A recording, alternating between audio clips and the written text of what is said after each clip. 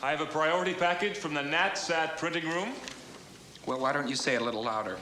We could open the window, you could shout it towards Moscow. Sorry, It's not your fault, you're stupid.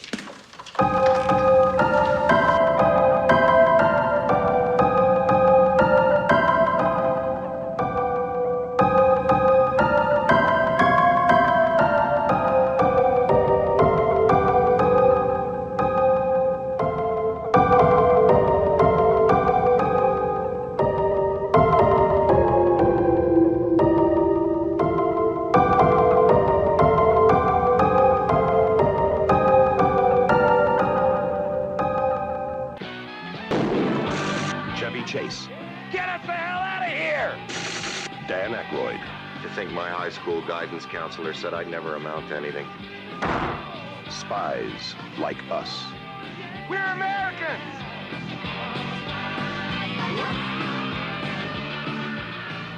I got everybody to bed because little dude decided to fuck around and he found out. So at least right now he doesn't get to watch a movie after he does his bedtime shit. So, yeah. It's hard being the parent, right? You just want to let it slide. Like you gotta respect the rebellion a little bit. Like there's got to be a part of you that still keeps the mohawk. That's like, that's right, son. But then there's another part of that's like, fucking kid, just do what I fucking say. Yeah, and there's a lot of slack. This was, he wouldn't get ready for school. And it was it ended up working its way to, if you miss the bus and we have to take you to school, this is going to happen.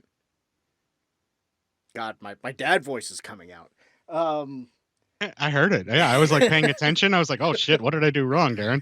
Now listen to me. I respect your stubbornness, but if you dig in, this is what's going to happen. And it started with, if we're late or we have to chase at the bus or whatever, it was like, okay, you won't be able to play video games after school.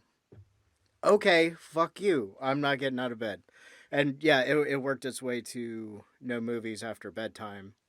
Did you just keep adding stuff where it's like, this is your punishment? Like this, you just kept adding stuff. This will happen, and then this, and then this. So like, is it video games, or is it the no movies before bed? Like, kind of the biggest punishment for him, like the thing that will affect him the most. Like, does he still get the video games, or is that gone now too? We kept that. Okay, so the punishment became more severe, from no video games after school today to, okay, no video games for 2 days. And then, it just kept building up like that. So when he decided to make the no movies after bedtime tasks are achieved, brushing teeth, doing his reading, all that shit.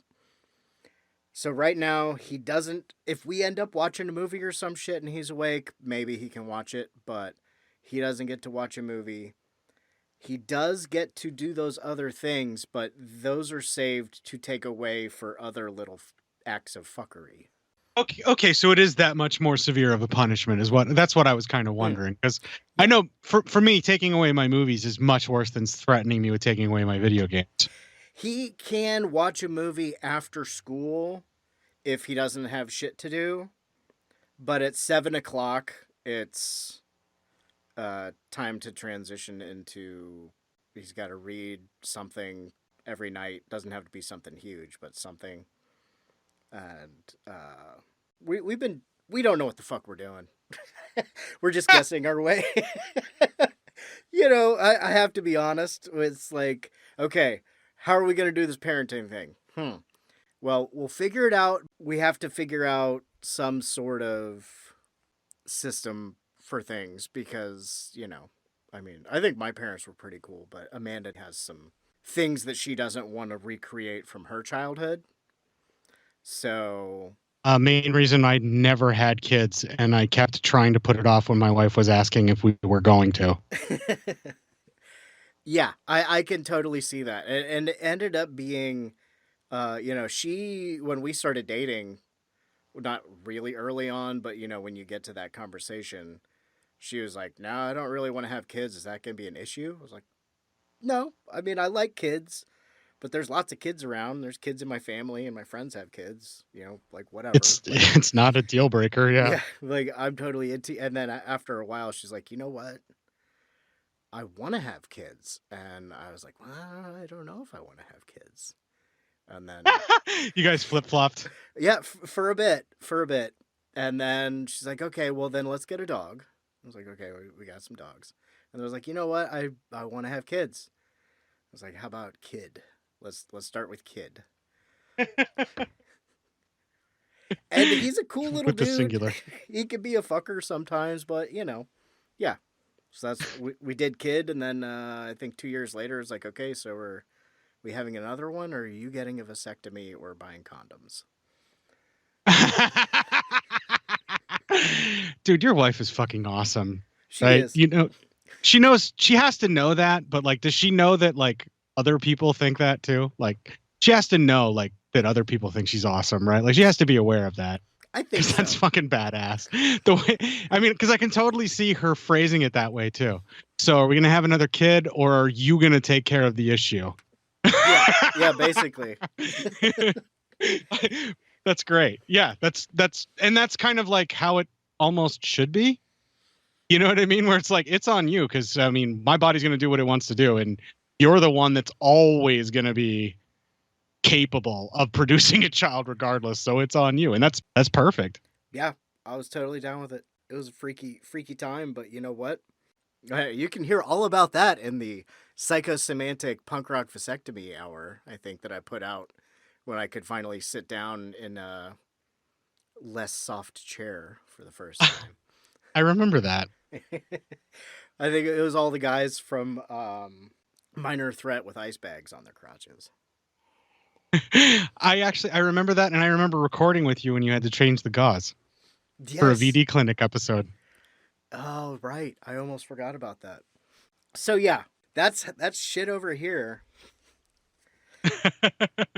As much of that as you're willing to share on the air as you can.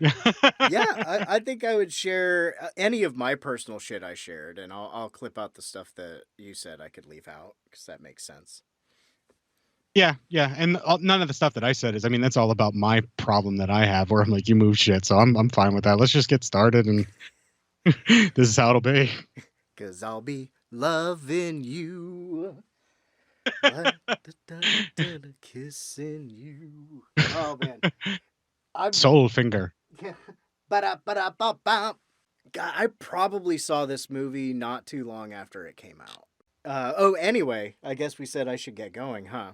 Yeah, I was just waiting for you to do your intro. This is your show, man. I'm just following your lead. Damn it. So I'm going to have to run this shit? Yeah, this is your barter town, my friend. I'm just visiting. Town. Well, it's not barter town, because that's what Cort Psyops, the returning guest after a 6-month absence. Yeah, what's up with that? You had some really amazing guests and you didn't need me. I'm just your fill-in man when no one else will show up and you want to put out an episode. Do you really want to know? Were you mad at me? No. Oh, yeah. Yes. No, I'm mad at Matt though.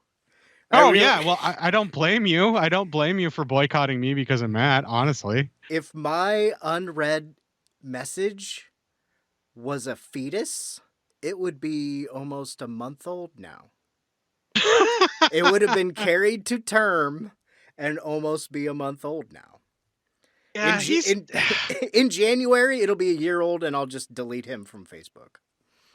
Yeah, I think he's done with the whole social media thing and guesting and all of that. Like, he's pretty firm about that. I mean, he jokes about it and everything, but like, I think he's sneaky taking a mental health break from dealing with that kind of stuff, because he was always too nervous about it. And I just feel like he just doesn't want to do it anyway. So that's like, he's like, you know what? I'll do our show, and that's enough. And, you know, I made him do the reviews because I got tired of doing the reviews all the time, you know, and it was wearing me out and it made me want to quit. So if being incommunicado and a dick to everybody but me makes him keep doing my show, then I guess I'll just deal with the consequences.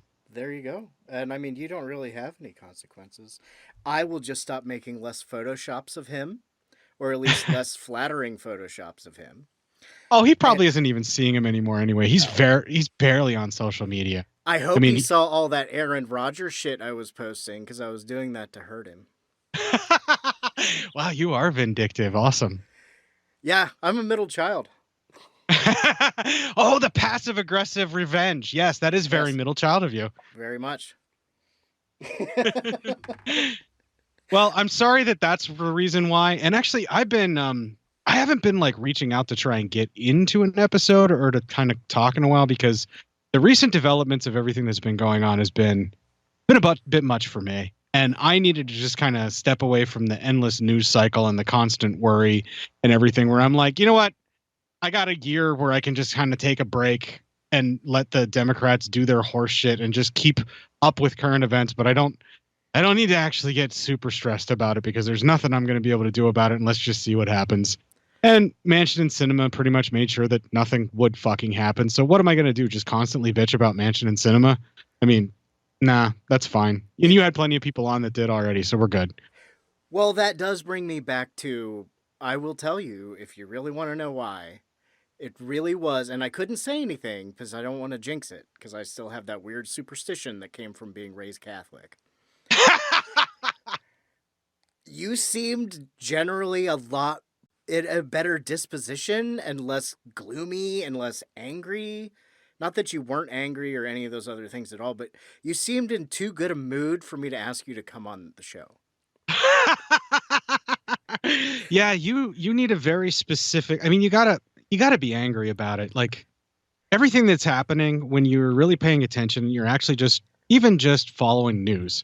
And no, I'm not talking Fox News here, obviously. I'm talking about like a Reuters or an NPR or something that actually is not biased. I'm not even talking MSNBC because that's also pushing it. The 24-hour news cycles, they're ridiculous. You know, stick with the Associated Press stuff, right? That's usually your most reliable. Tends to be. There's Yeah, not that and communist PBS. Okay, PBS, I'll give you NewsHour and that kind of stuff that's on PBS too. But like that, you got everybody that's listening to this and the sound of my voice. We're all in the same echo left chamber, so they know what I'm talking about. But like, I've been just following that stuff in the news, and while I've been severely disappointed and had plenty of moments where I'm like, I fucking knew it when I called it with the artifice on Biden's side, but like. They're finally sort of pushing some stuff through. And yes, stuff is sort of being gridlocked and nothing is really changing. But there's really not a lot to do right now, but just look around and just wait and just be vigilant, right? Like it's kind of a holding pattern, or at least it was for the last 6 months. And, you know, I had some other stuff that I was working on. I was trying to be less fucking miserable in my life, and you know, getting deep into politics is not a way to be less miserable, I will assure you. Yeah, I mean, if everybody goes the Bud Dwyer way, nothing's gonna get done. Oh, how I wish so many politicians would go the Bud Dwyer way. That's one of the things. I guess we should. Okay, you've been listening to this for at least a couple minutes. This is another fucking episode of the Psychosemantic Podcast.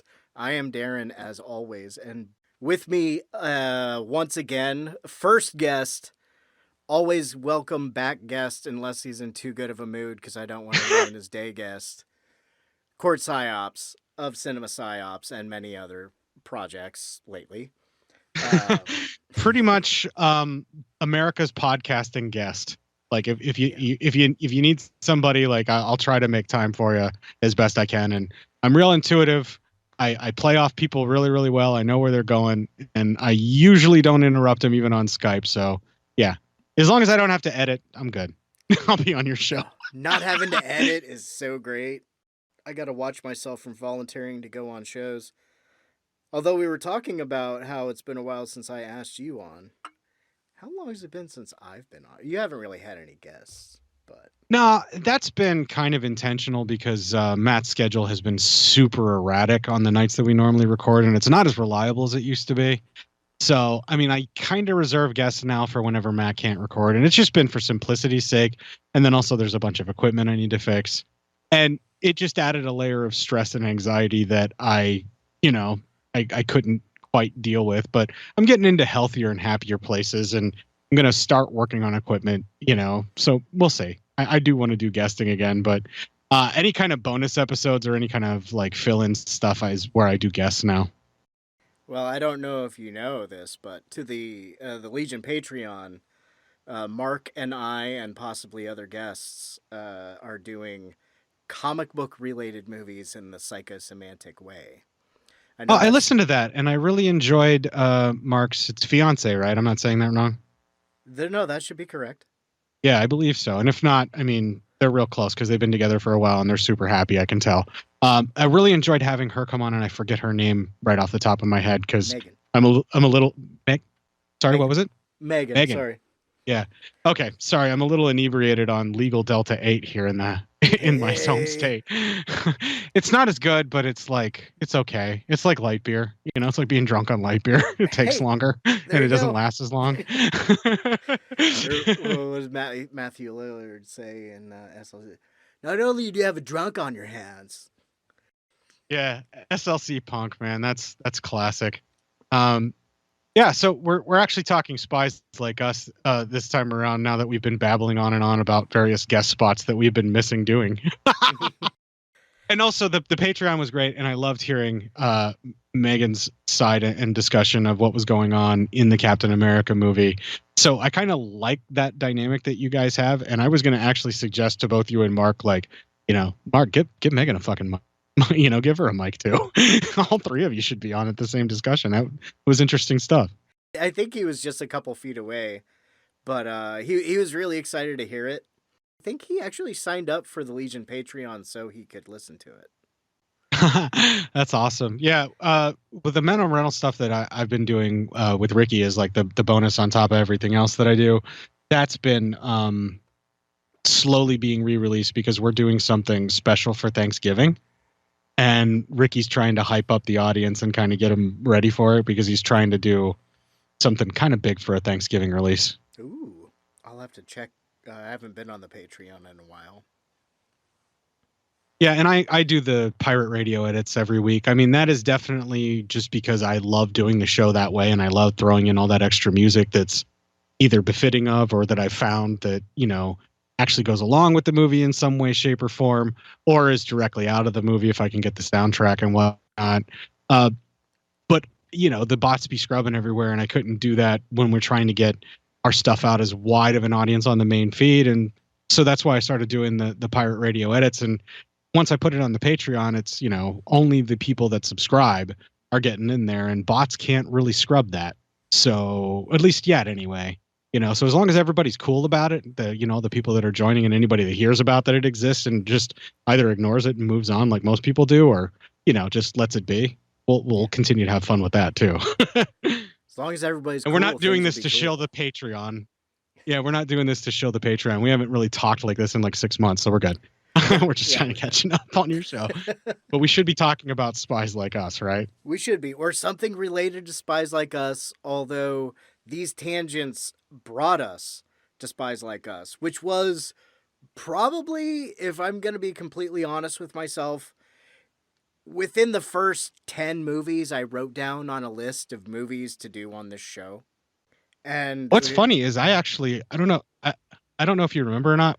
I had actually suggested this or Distinguished Gentlemen, but I couldn't think of topics when we were going to do the crossover, the Cinema Psyops or the Cinema Psychosemantic Cast, I think is what we called it. When we did that crossover. Psychosemantic Cops.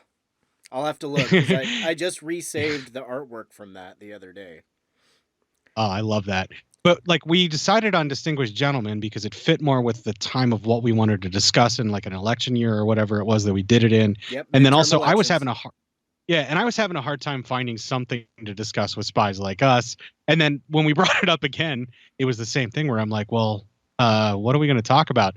And then you just started like messaging stuff. And I'm like, oh yeah, I'm dumb. I can't believe I didn't think of any of that. And I think that's where you discovered, oh, Cort must be happier now. Yeah, it was a little bit of that and a little bit of me being like, okay, wait, have I been trying to get people to do this movie? Not like in a very active way, but, have I thought about why this movie should be done on the show, that I just came up with the answers? Or is it really that, Yeah, Cort's in a good place. I don't know if I want to fuck with him until we do the America versus Canada workers movements. Yeah, I'm really excited to actually talk that. That's going to be a great discussion. I can't wait to get to do that. And I don't know, like it's a topic that I'm definitely very passionate about because so much of our livelihoods here in the States is tied to whether or not you are gainfully employed, and the ability to remain gainfully employed is really being stripped away from us as most of us are being automated out of jobs. Many of us are being extorted just to be able to hold insurance by keeping the job, so our pay is kept low. There's a lot of just basically wage theft that is happening in this country, and anytime we try to talk about it, it's automatically jumped to communism. And in the Canadian world of workers, apparently it's vastly different. And I would just like to really expose the horrors of socialism and communism that are happening in Canada versus the glory and wondrousness that is our capitalist state. And I can't wait to do that discussion. Yeah, it's going to be a good time. I've been bouncing back and forth between my psychotic following of what's going on here and there, and like you said, taking a break a little bit from the national shit because it's taking for fucking ever, because Joe Manchin's got to go hang out on his yacht and talk about how he's ready to tax the rich, and Kirsten Sinema's got to go officiate weddings and flip people off. One of the main things going on right now is congressional redistricting, but where did I get going from there? God damn it. Hey, it's a Psychosemantic episode. Yeah, lots of babbling. We're still on Spies Like Us and me being happier, and then how you ended up deciding on what we were going to talk about that goes along with it.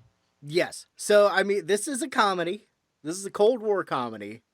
We could probably do lots of Cold War comedies. I mean, I'm a kid of the 80s and early 90s. There's Spies Like Us. There's Real Genius. There's Top Secret. There's, do you remember that movie, The Experts? Yes, that is the one where John Travolta tries to teach a town of Russians how to infiltrate the U.S. Basically, yes. He and his buddy get kidnapped, and they are told they're teaching a town of people in Kansas or some shit how to be cool because they're from New York. And then, yeah, it turns out that it's a fake Russian town. And there's just, anyway. Yeah, okay. Yeah. So I'm good on, if you ever want to do The Experts, I'm good on coming up with that one because I love that movie as a kid, even though I accept the fact that it's probably terrible. And then Real Genius. But Top Secret wasn't really my jam as a kid. Really? Yeah. The reason I liked Real Genius, though, is because, like, when I was growing up, I really kind of identified with Mitch. Because, you know, I needed to be taken out of where I was growing up and taken to a school like Mitch was that I could have flourished in. Always never forget to check your references. Sir, may I first compliment you on your choice of footwear? They're both wearing the bunny slippers. Probably one of my favorite Val Kilmer movies. Yeah, so definitely down for both of those two for Cold War comedies. But to get back to the Spies Like Us, I kind of really noticed, first of all, movie-wise, there is a ton of fucking cameos in this film. And this is the first time that I watched the film kind of as an adult with an eye for that sort of thing, like in review status. I haven't seen this in like at least 12 years. And the last time I watched it, yeah, I can't believe that I didn't realize that Sam Raimi was one of the guards in the fucking drive-in, and that like Joel Cohen was the other guard at the drive-in. Like, I knew B.B. King, obviously, but like I had no idea that some of the doctors that were standing in the tent, one of them was Ray Harryhausen. One was obviously Terry Gilliam. Like, there's so many fucking cameos. Like, I'm trying to think of them off the top of my Delta 8 stoned head, and I fucking can't. There are quite a few. Yeah, there's Terry Gilliam, of course, Bob Hope, who they're kind of spoofing his Road to Blank movies in this. Doctor? Glad I'm not sick. Doctor. Doctor? That's how I thought this episode was going to start, but we started it like we did. Yeah, we start like we normally do, where we're just BSing and catching up, and then you just include it anyway. Unscripted. Let's see. Well, Frank Oz, of course. Yeah, the voice of Miss Piggy and Yoda, and one of the main Henson's puppeteers too. Yep, and Fozzie Bear. Yeah, voice of Fozzie. Are you saying if I can have this money if you help me pass the test? Oh my goodness. Dan Aykroyd's future wife is the other GLG-20, Donna Dixon. I don't know if they met on this set or if they were already together and that's how she got the part or what, but I know that, they were together after this and they're still together. Yeah, I think they got married before this movie. I think they got married in 83 and this is an 85 movie, right? I believe so, yeah. Another one, or an actress, an early appearance, which may be her first screen appearance, or certainly the earliest that I'm aware of. Vanessa Angel, right? Is that who you're thinking of? Yep. Yeah, I was like, holy hell. Yeah, and I can't believe that I didn't realize that that's fucking Lisa from the Weird Science TV series, and also the love interest in Kingpin, right? Yes. Who was also scamming her way with everybody. Right before Goldfinger plays the Superman song when they're running away after the flat tires and shit. Yeah, Vanessa Angel. I loved the Weird Science series, but probably because I was that age and Vanessa Angel is Vanessa Angel. And yeah, I mean, that's got to be where the seed was planted because I definitely saw her coming out in her... It was the Pansy Division song. Groovy underwear, ooh, ooh. Groovy underwear. Yeah. I don't know if it's necessarily the seeds being planted because obviously Vanessa Angel is just a very beautiful woman. She has an extraordinary body. She was a model, obviously, and there's more to her than that because she is absolutely fucking hilarious in Kingpin. She was.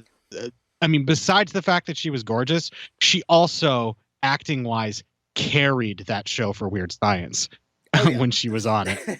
Right. She was incredible for all of that kind of stuff. And obviously, yes, this is an early appearance. So, having a crush on the character that she's playing in this film in Spies Like Us is based solely upon her looks because she doesn't even talk, But then getting a crush on her or having it develop more in Weird Science... That's because, she's all around awesome. Besides the fact that she's so incredibly beautiful, you know what I mean? And then absolutely 100% thinking she's really fucking funny and thinking she's awesome from Kingpin, and then having a crush on her from that. That's the next level. So if we're doing this meme form, it's that level of Vince McMahon's getting super excited, and that's the pinnacle is Vanessa Angel doing what she did best in Kingpin, right? Beating the shit out of Woody Harrelson, and Vince oh my god, doing that face. Right. She's really awesome. And I think she was really underutilized. So I hope this was just her first role and they just, maybe she was inexperienced or whatever. Donna Dixon, I think for the most part carries this film. She had some serious acting chops and she has to be the straight, quote unquote straight man, part of the routine. Because you got Chevy Chase and Dan Aykroyd both trying to out silly each other, but in different ways, and when Dan Aykroyd has to try and play it straight, to what Chevy Chase is doing because Chevy Chase is supposed to be this lecherous. Well, he's Chevy Chase. He's just being Chevy Chase. He's not even fucking acting. That's just how Chevy Chase acts, apparently. Yeah. And so Dan Aykroyd's trying to play his character very seriously and very straightforward and trying to do that, but still hit those comedy moments. And because the two had worked together before, all the stuff that they do together, it does hit. But did you feel the tension between the two of them? How they both clearly don't want to be working with each other in this film when you're watching it this time around? Because I sure fucking did. Yeah, I could have sworn there was at least one or two scenes where Dan Aykroyd's body double was in it. When Chevy Chase is making weird sounds at the camel, I was pretty sure that was Dan Aykroyd's body double. Yeah, it feels you can just kind of feel an animosity emanating between the two of them. And it works for the movie because they're being forced to be partners because they cheated together because the one just kind of peer pressured him into it. So like that kind of stuff works. The plot line of this you think is outrageous and you think is ridiculous, but only because you knew by the time this movie came out that the Star Wars program that Reagan was talking about was an old man babbling because he's senile and he's like a puppet regime. Oh, General Sline would have to disagree. Especially Dan Aykroyd. I feel like Dan Aykroyd has a lot more bones to pick with the U.S. government than Chevy Chase does. Well, look how his character... I mean, I don't know who wrote the script, but, Aykroyd is an excellent script writer. He wrote some of the better comedies that he was in, Right. But just Aykroyd's character and the way that he's introduced, where he is this guy who conned his way into supervisor pay by just knowing how to fill out the right forms, knows basically how to manipulate the system and the paperwork. And he's like the best fucking code breaker and he can build anything. And he's just like this all around like gadget guy. And he just basically has been training himself after all these years in the basement because he's bored because he's the best at what he does. So he kind of like trains himself to be a spy and recognizes things and learns all this intel and all that kind of stuff. And he's just being used and abused so that a guy that has twice as much pay as him can make himself look good. Like he says it at the end. He's like, I'm tired of doing your job or something like that. Like keeping me trapped down here doing your job. Keep me here in the basement. And that's so much an indictment of the way that our government works. You have like the pretty boy, and it's usually a boy, let's face it, because that's how our fucking misogynistic government works, that is the face or the front that talks to the people and gives them this quote unquote intel and is there to be, the aid of the president or whatever. But they always have their trolls that they keep in the dungeon. They always have their teams. Like all these aides are usually like team members, but they also have people that they run and these various operations and all these White House assistants and shit like that. And you just know that that's what happened to Dan Aykroyd, right? Like he's just this guy who was really, really good. Somebody recognized that, paid him exactly enough to make him not bitch too much to be locked in that fucking basement. And it wasn't until he got aspirations for something else that they really kind of did anything about it. And the guy tried to sabotage him. And all that ended up doing is having him push it out the door, right? Look at the great, I quit phenomenon that's happening right now once the pandemic reset everybody's perspective on lives and how things should work. I mean, that's exactly what's happening is a supervisor took things too far, tried to sabotage these folks, and they said, fuck you, and wouldn't come back because they realized there's more to life than this shitty job at this shitty place where I'm stuck in the basement doing your job. And that really resonated with me this time around. That take this job and shove it moment was awesome. Dan Aykroyd is definitely my favorite of the Spies Like Us. Oh, well, of the two of them, Dan Aykroyd is definitely the more squeaky clean of the guys. Because Chevy Chase, the more I hear about him, the less I even like him. And apparently he's just been a monster for the entirety of his career in the way that he treats people. Yeah, I mean, none of the people from his old days still talk to him at all. Yeah, I don't think even a lot of them showed up to his, the Comedy Central roasts?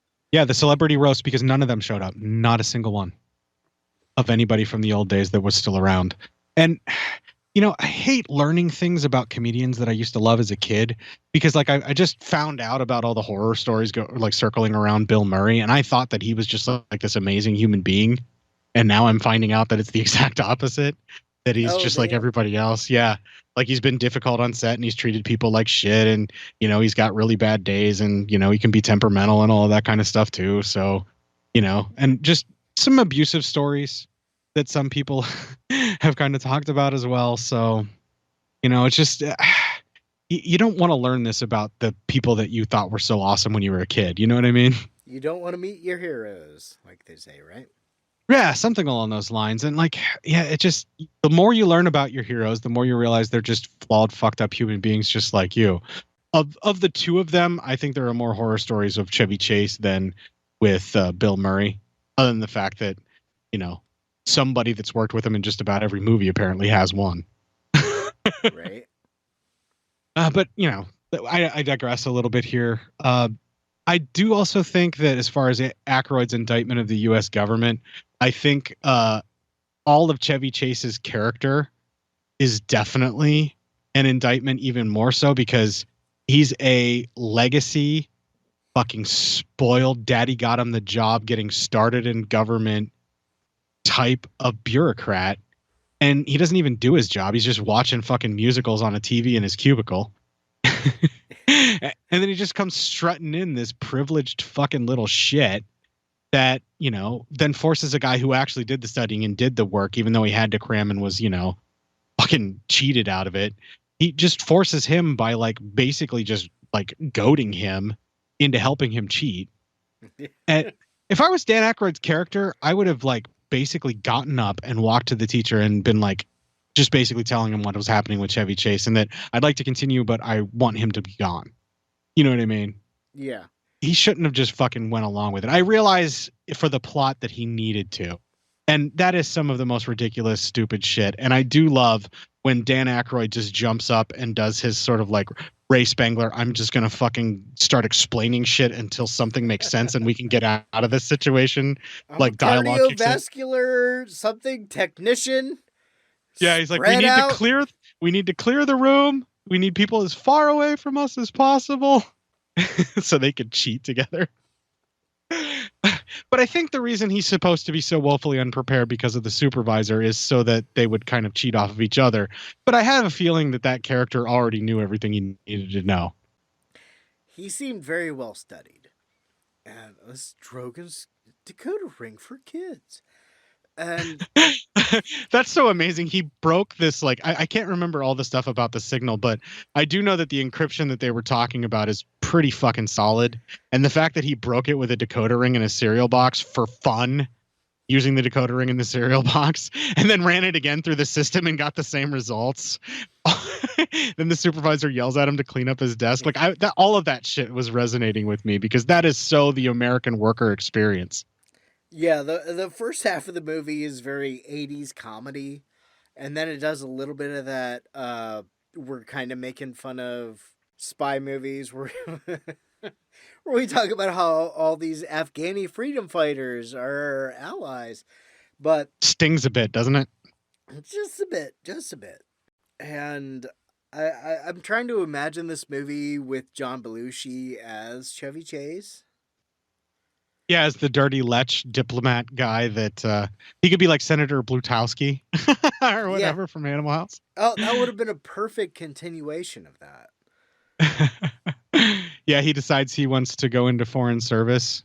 And he's so terrible he gets roped into being a GLG 20.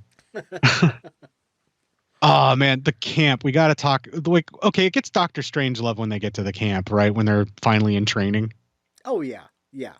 I love how when they finally get chosen, we know that they get chosen because they're going to be decoys, because they're going to send an actual team of GLG 20 spies, but then they're going to send these sacrificial lambs, which is the way our government actually does work.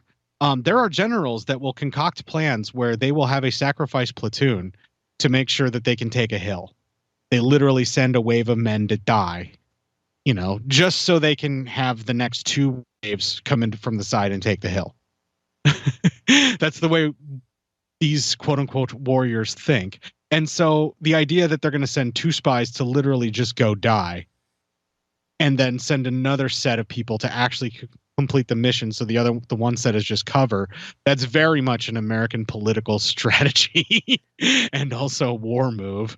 And I like the idea too, where these guys are picked because they're already expendable, and they do say that. They're like, well, why would we waste good spies? And they're like, well, why don't we just take these two? Look at them. And so they do. And the guys think that it's a reward. But at what point in the stuff I'm about to describe do you think they kind of realize they're actually being fucked over? Or do they not at all? You know, because there's a point when they do try to leave, right? But okay, so they get loaded into a plane and they think they're just going for a ride. And they're like, no, they're not going to make us jump. No, they're not going to make us jump. They pretty much just get thrown out of the plane. And the sequence of them falling and trying to get the parachute right is hilarious. They land and they're attacked by a group of fucking ninjas. They try to diplomat their way out of it and threaten with a fucking branch from a pine tree. Then He's Bernie threatening Casey. you. Let's get him. Then Bernie Casey shows up to rate them at the level of fighter of, I believe it's pussy. And then when they protest, this is where it gets really Dr. Strangelove. When they protest and say, what were we supposed to do? Bernie Casey proceeds to manhandle and dismantle several ninjas with swords at once, barehanded, only like once catching a sword between the two of his hands in a way that I think might not have sliced him. But I think it was the gloves that maybe protected him, or maybe it's just movie magic. But all of that fighting is absolutely amazing, even though it's obviously not Bernie Casey. The guy doing it's like an inch or two shorter. And then they cut back and we see Bernie Casey and he's like, nah, that's what you would have done, or that's what I expect you to do. And they're both just jaw drop. And then it gets progressively worse. Like every single test, I think, is literally just to see how much shit these guys will put up with just for the idea of a pay grade and being a spy, right? Yeah. What's the next? Is the next one the Heat? After that? No, I think the next one is how long can you hold your breath? Right, and they're firing a gun for motivation, right? To keep them underwater. So they're firing a gun into the water and have them stay under the water. Then the next one's the Heat, where they have those fireproof suits and they're getting torched. You will not have to do anything. Your only mission is to survive. That's what he said. They just fucking flamethrower the shit out of them. I don't see how this is training for anything a spy's going to encounter, other than they're just trying to see how much these guys will put up with before they quit or try to quit. and I mean, he is there at the end of the movie, so it's not like he's total bullshit. So I don't know if it's extreme spy testing or whatever, or what. Well, it's so surrealistic and lampooning. I mean, what's the next one? The centripetal force was the one after the Heat, right? Yes. Okay, and I think, want some coffee? Yeah, sounds good. Okay, when is a spy ever going to have to deal with that much fucking G-force? Like, I guess they're just trying to see when they pass out.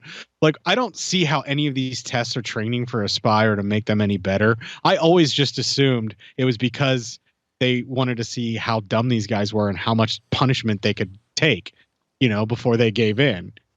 I just thought that's what it was. They run through the obstacle course, they're getting shot at more and all of that kind of shit. And then they finally get to the point where they do ask to quit. And is that after the G-force they asked to quit? I forget which one they finally, So they asked to quit after the G-force, and the colonel or whoever, Bernie Casey's character, just responds with, boys, you've come this far. It would be a shame to have to kill you now, or something along those lines. And it's like, I think that was it. Like, they were just like, okay, so the centripetal force was too much. It looks like they're about to graduate, right? Because that's when they do graduate. Like, after that, there's no more tests. And they get their mission, and they're basically just these sacrificial lambs. And they're purposely ratting out their location, saying what's going on. And the thing that's great about this is that these guys bumble their way through and somehow always stay on mission and always get done the thing that they have to get done, even though it's in this increasingly series of poor decisions and laughable moments. And how about Chevy Chase selling out his buddy's head for polo immediately upon landing in that Afghani freedom fighter village, freedom fighter, quote unquote. Russian spies fucking up by still wearing a Russian watch when they went to catch Dan Aykroyd and Chevy Chase. One of those guys was in Animal House. He was one of the fraternity bad dudes. I don't know. I'm trying to imagine with John Belushi, but every time I think of John Belushi in the movie, I think of him like running around and screaming. Holy shit! Yeah, but he did do more dynamic characters than that he was able to handle. I think he would have probably made it a little more like the guy was a little more suave, because Chevy Chase is always like real hammy with what he does. And especially when he gets to the point where he's like, testing out whether or not he can feel his hand by just grabbing the lady's breast. And then he uses the hand that he can feel with to touch her breast, and she just lets it go. I mean, like, he's sexually assaulting her just wantonly right out in front of everybody. And you just kind of wonder if whether or not that was supposed to be an improvisation or in the script, and like how cool everybody was with that actually happening, because it's super uncomfortable to watch right now. Knowing what I know about the shit that he would pull behind the scenes, you know, things that he would try to get away with in front of, like, on camera, just seems like this would probably be just him being a prick, and a sexually assaulty one at that. John Belushi had to go and die. I was kind of thinking, I'm sure John Belushi was no saint either. I just don't want to find out more about him. Yeah, right. He made Neighbors, that was probably the first time I ever heard of The Doors. Was that movie? Well, if it weren't for Chevy Chase in American Vacation, I probably would have never heard the Ramones as early as I did, because I recognized it as a kid and I made my dad help me find the band. Nobody wants to do not Pet Cemetery. I could probably get a lot of people to do Pet Cemetery. Rock and Roll High School. I'll do it. Fuck yeah. Rock and Roll High School? Yeah. I don't know how much political stuff we can talk about other than, like, you know, oh no, there's plenty of school stuff in that. Dude, never mind. School stuff. Daeron's got to record some fucking episodes. So that's what's got to happen. How inebriated are you right now, sir? Oh, not very. Okay, just checking. Anyway, back to Spies Like Us and Afghani Kush. Yeah. So we go from the Bob Hope to the Lawrence of Arabia chase scene to the usual 1980s America Cold War type movie with, are we going to launch the nukes? This was really interesting to me because the idea of them going and doing this mission to test out their fake Star Wars drive-in thing, which I guess in this movie was actually real. The idea that they're going to launch a nuke into our own nation just for the sake of testing this anti-nuke device seems kind of excessive and dumb, and exactly the kind of thing that our American government would come up with. By your actions, you are risking the future of human race. In order to protect the American way of life, I am willing to do that. That response was such a fucking American government official / general thing to say. The idea that human life without our way of life doesn't deserve to continue, or to sacrifice the rest of humanity just to preserve the American way, is worth that sacrifice. That is such a fucking like that American exceptionalism bullshit ideal that they have to peddle to get into office as any kind of fucking political person. And then the kind of people who religiously believe it that stay that far up into the military, that is the most terrifying thing about this country, to me, specifically. Because we automatically assume America, fuck yeah, everything better. And we're not, you know, we are absolutely behind so many nations and so many things. And it's getting to the point where, like, some third world countries may be getting better with their healthcare than us. I mean, you have to pay for each individual fucking thing. Everything here is a la carte, and everything here is becoming more expensive, and all the wages are dropping. And yet we're supposed to believe that God blessed the USA. It sure doesn't feel like it while you're fucking living in it. And anyone who still gets gung-ho about that and decides they're going to roll coal and fucking pay $5-7 whatever for their fucking diesel fuel in their big fucking truck and just like drive it everywhere just because fuck the libs, I'm owning the libs, you know, and just making the climate that much worse and just adding to the problem. Not to mention that the biggest polluters are fucking corporations who in fact can just buy a politician, but we're not going to call it bribery. It's lobbying. Everything that is wrong with this fucking nation. And this film definitely brings that all to the forefront, but it's doing it in such a way where it's like, it's not going to change. It's always going to be terrible. And it's never more apparent than when that general says that. And that's so infuriating, man. That's why we're doing this in the middle of this fucking do nothing locked up because of two fucking people government. Like, you know that Sinma and Manchin they were placed to maintain the status quo. Now, whether or not the rest of the Democrats are in that or not, I don't know. But it sure seems to me like the Democratic Party is just there to make us hope for the future and delay us and just kind of keep us happy long enough until the real laws that they all actually want to pass anyway can be put on the books. I mean, all of them are subject to lobbying. All of them are bought. None of us really get to see or know what's going on, and they just keep making it harder for us to keep track of what they're doing, and people just keep going to sleep about it. And this kind of dark up that they're doing for this laser in Spies Like Us is exactly the kind of thing that they could have just not done and maybe focused in on feeding and housing your own nation. Maybe. No, wait, that's communism. That's what we're fighting against. Never mind. The evils of communism. And here I thought we weren't going to have anything kind of political to bitch about. You needed to wait long enough for me to get my hackle up. Yep, exactly. All right, so I do like when Dan Aykroyd does calculate out the very end of all of humanity if that missile were to hit, and how accurate he gets about it, where he's like 20 minutes. I'd say, depending upon where we're at, we're going to see the end of humanity in about 42 minutes. And Chevy Chase automatically hits on Donna Dixon's character and says, "You fancy going out with a bang?" And of course the line works because they have 42 minutes to live, which she says under the circumstances. Everybody pairs off, and then there's Vanessa Angel left all alone and feeling sad that none of the Russian men want her after the other ones have been claimed.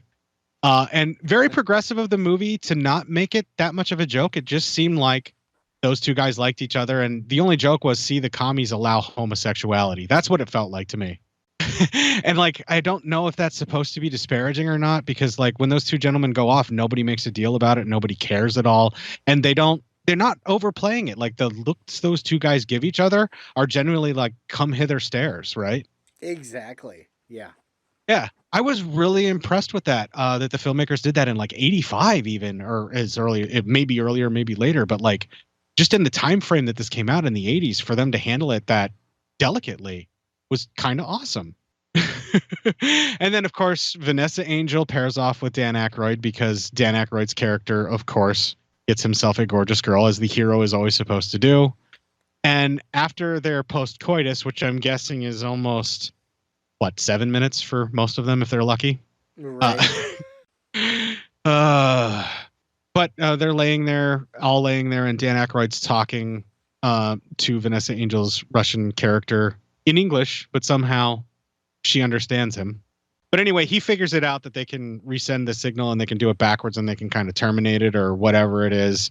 And so he creates all of that. He gets it set up. I want to call bullshit on a couple of things about the way that he does this. As a techie guy, they're clearly not doing the techie thing right. But there's one other thing that I want to point out, too, that I think is Dan Aykroyd's character getting revenge on Fitzhume, too. So, first of all, when he has him go over and smash that SAT-scram, he should have had him tear it apart, because the board that he needed could have been damaged by having him throw a rock at it. What if he hit it more than twice? What if he just hit it, he just threw it once, but what if he hit it like 2-3 times?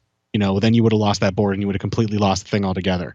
When you're delegating stuff like that, he should have had Donna Dixon's character go over and tear that thing apart, because she's reliable and would probably know how. I'm calling bullshit on that one, but it gives Chevy Chase's dumbass character something to do, to drop a rock on the thing and then bring the rock like an idiot, like for his comedy routine, and then to actually bring the SAT-scram and to get the right fucking board out. Now, the other thing that I call bullshit on, Chevy Chase's character did not need to hold those two wires together to make the bridge. All he needed to do was twist the metal together and then the connections would hold. And then he just needed to hold the wires together further down so that they could form the connection. Now, the other thing, too, when you hold two wires together, as long as the path of least resistance is from ground to wherever that needs to go, he's not going to get shocked. Like it's the signal from the satellite that's going to get sent out. He might feel the current running sort of because it runs around the outside, but it's going to pass to the metal. Not really going to go through him like that, like where he's the ground or whatever it is that Aykroyd said. That's bullshit. I know it's a movie. I get it. It's cool. I'm just, I'm a nitpicker about that kind of thing. I have to say whenever something bugs me. But I think what they were trying to establish is Dan Aykroyd's character knows that he could have twisted those two wires together. He makes him stand there and be shocked to keep him occupied so that he doesn't fuck up what Aykroyd's trying to do, and to also get a little revenge for all the shit that Chevy Chase's character put him through. Plus, if he's going to die anyway, he might as well make sure that the guy that got him into this is hurting while it's happening. That's just what I'm thinking. Yep. And fuck, that was another Psychosemantic podcast. And do you want to say anything else before we log out? Don't let them take you to a second location. Duck and cover. What was the other one? Soulfinger. That's where it should end. That signal means to stop whatever you are doing and get to the nearest safe place fast. Always remember, the flash of an atomic bomb can come at any time, no matter where you may be. He did what we all must learn to do. You and you and you and you. Duck and cover. I turn out this way, never felt an option. But I guess that sometimes makes you take from the way we planned it. And never thought I'd be the one wearing a suit, working 80 hours a week for some big corporation.